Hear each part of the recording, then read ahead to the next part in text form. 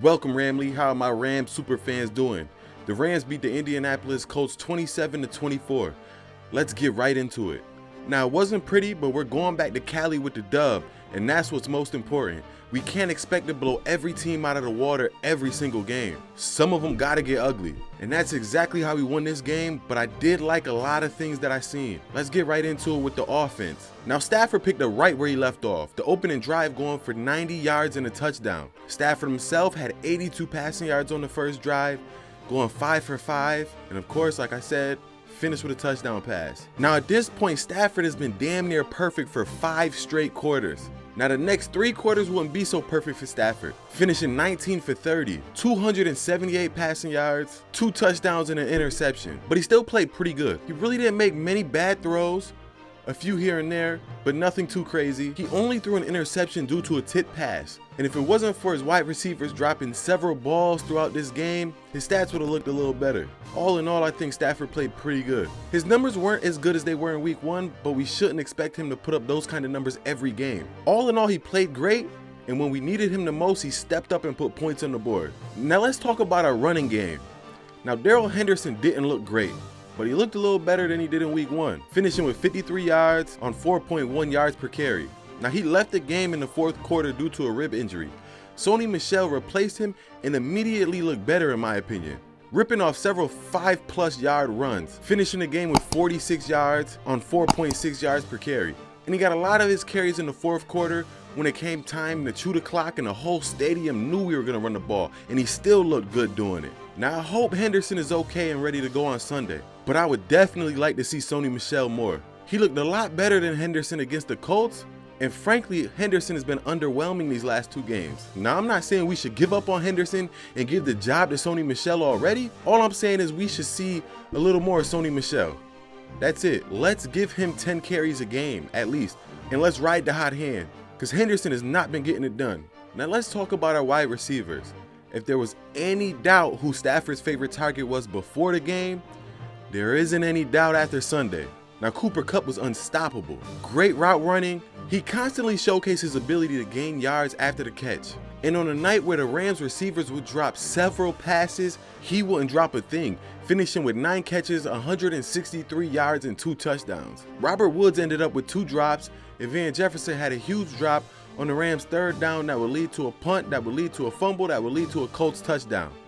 Now, I'm not used to the Rams receivers dropping passes, so let's just hope that this is a one-off and this is not something we get used to. And guys, really quick, before we get into how the offensive line played, if you could like this video and subscribe, that really helps me get this video in front of more eyes and really gives me the encouragement to keep going. And also, if you could follow me over on Instagram, and if you could follow me on Twitter, that would be great. Let's get right back into it and talk about our offensive line. Now, our offensive line looked great again. We only gave up 1 sack. I think it was Whitworth who ended up getting beat. That's not something that's going to happen often. Now, this offense is only going to be as good as our offensive line is. And through 2 games, our offensive line has looked phenomenal. Now, let's talk possessions. Now, our offense had the ball 10 times. We scored on 5 possessions, 3 touchdowns, and 2 field goals. Now, we had a bad run in the second half. We had 3 punts in a row, all 3 being 3 and outs. And the last of the 3 punts being botched, fumbled, and recovered by the Colts in the end zone for a touchdown. Now, at this point in the game, I had the same feeling come over me that I had last year when the Rams played the Jets. Like, damn, are we really gonna lose this game? But I really think this is indicative on how good this team actually is. After 3 3-and-outs and 2 touchdowns by the Colts, a lot of teams would have just folded. But what did the Rams do? They marched right down the field, 70 yards, scored a touchdown, and the Colts' lead only lasted about 2 minutes. Now, that's the definition of a good team. Overcoming. Every game isn't going to be perfect, like drop passes, botch snaps, but a good team finds a way. When mistakes are made, a good team overcomes. Now, let's talk our defense. Now, the defensive possessions. Now, the Colts had 9 possessions, not including the possession that ended the game. And on those 9 possessions, the Colts scored 1 touchdown and 3 field goals. Now, the Colts actually scored 2 touchdowns, but one of them was on special teams, so I'm not going to blame the defense for that. Now, the game started off with special teams giving up about 40 yards on the opening kick, and then the defense didn't look great. Then all of a sudden, the Colts get on the goal line, and then the defense looked great.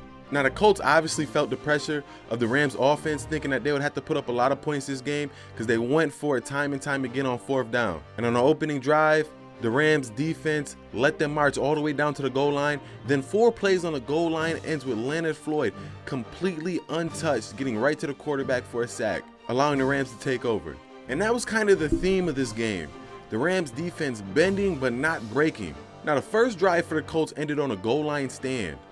They left with 0 points. Now the second drive for the Colts, the Rams gave up a 42-yard pass, but the Colts had to settle for 3. And then the third drive for the Colts, the Rams let them march all the way down to the field, get to the goal line, and then Troy Reeder made an interception on a horrible shuffle pass. So after 3 offensive possessions by the Colts, they should have came up with bare minimum 17 points. They ended up with 3. A little later in this video, I'm going to touch on this a little more because this does concern me a little bit. But let's talk about the pressure the Rams got during this game. Now the Rams pretty much got pressure on Carson Wentz all game. Aaron Donald practically lived in the backfield, but Carson Wentz was amazing at escaping pressure. I forgot how mobile he is. He has great pocket awareness. He was great at turning negative plays into positive plays, or at least turning what should have been a negative play and at least getting back to the line of scrimmage. He completely embarrassed Leonard Floyd on one of those missed tackles. I know they had a good laugh at that in the locker room after the game. Now the secondary gave up 245 yards, 1 touchdown, and 2 interceptions. Not too bad, not too great, kind of mid. Now the big fellas up front gave up 109 rushing yards, which ended up averaging out to 4.2 yards per carry. This would have been a lot lower if it wasn't for Carson Wentz's 5 carries for 37 yards. The Rams really held the Colts running backs in check all game. The rushing defense for the Rams played way better in week 2 than they did in week 1. That was a big positive. Now let's talk about the Kenny Young ejection. I see a lot of people online talking about, oh, he's so selfish. He should really think about the team first. Guys, you guys must have never played a competitive sport before, let alone a sport as violent as football. Tempers flare. People get angry. It was never his intention to touch the official. He's standing right next to the official. The official is trying to pull people off each other. He turns around, he barely grazes the official. But I get it, the rules are the rules and he gets ejected. But please stop with this, oh, he's selfish. He's not. He's a human being. Tempers flare. Things happen, especially when a sport is this violent. Trust me, nobody is as embarrassed as Kenny Young is. I can almost guarantee this isn't gonna happen again this year. And I love the fact how Aaron Donald and Jalen Ramsey ran to him right away to kind of coach him up. I can almost guarantee after the game they were speaking to him again. This ain't gonna happen again. I can guarantee that. So please guys, just back off of Kenny Young. It's okay. It's not a big deal, trust me. Now let's talk special teams. Now the Rams giving up 2 huge opening kick returns in both week 1 and week 2 is a little odd. I'm not really concerned about it just yet, but it's definitely something worth pointing out and keeping an eye on. And we finally get to see Tutu Atwell back there returning punts. Well, kinda. He was back there to catch 1 punt. He should have fair caught it. He didn't fair catch the punt. He got hit right away. Luckily, he held on to the ball. Obviously, coaching staff wasn't happy with him because on the next punt, Cooper Kupp is right back out there. I don't know when we'll see Tutu Atwell again. Now, I definitely want to give another round of applause to Matt Gay. He hit everything. He hit 3 extra points. He also hit a 34-yarder and a 38-yard field goal. After what we went through in previous years with that kicker, anytime we get a kicker that's going to give us a perfect game, I think we should all acknowledge it and not take it for granted. Now let's talk Johnny Hekker. I hate to say it, guys, but I think the days of Johnny Hekker being the best punter in the NFL are behind him. Now he punted the ball 3 times in this game, averaging 36.3 yards per punt, including 1 punt that went a measly 33 yards to the Colts' 26-yard line. I hate to say it, guys, but we might have been better off keeping Corey Bojorquez. And really quick, before we get into the player of the game, please like this video, guys. I can't say that enough. Subscribe so you don't miss another video. We're going to be doing recaps and game previews all season long. Definitely follow me over on IG and hit that Twitter account too. Now let's give out the RamsSuperFan game ball. Now this shouldn't come as a surprise. The RamsSuperFan game ball goes to none other than Cooper Kupp. Now he just had an amazing performance, 9 catches for 163 yards. He averaged a whopping 18 yards per catch, and a lot of it was yak yards. He really had a special game, and with 2 touchdowns, that brings his total to 3 on the year, already matching his total in 2020. He's currently 3rd in the NFL in receiving yards. Please, another round of applause for Cooper Kupp. Now let's talk about my concerns. That bend but don't break defense. Now in the Colts' first 5 possessions, we allowed them to get deep in Rams territory 4 out of the 5 times. 3 of those 5 possessions, the Colts actually made it to the Rams goal line. Now we are fortunate to clamp down and give Carson Wentz and that offense a lot of problems on the goal line, and we only gave up 1 touchdown and 2 field goals on those 5 possessions. Now my only concern is I just don't think that's gonna fly with better teams.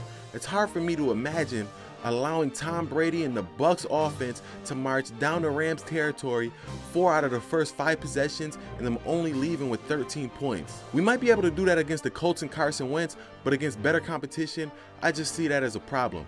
We just simply cannot be really bad within the 20s and then once you get to the red zone, turn it on. That's not a recipe for winning football in the NFL. Now let's talk positives. We got the W. We got the win. We went on the road and we came back home 2-0.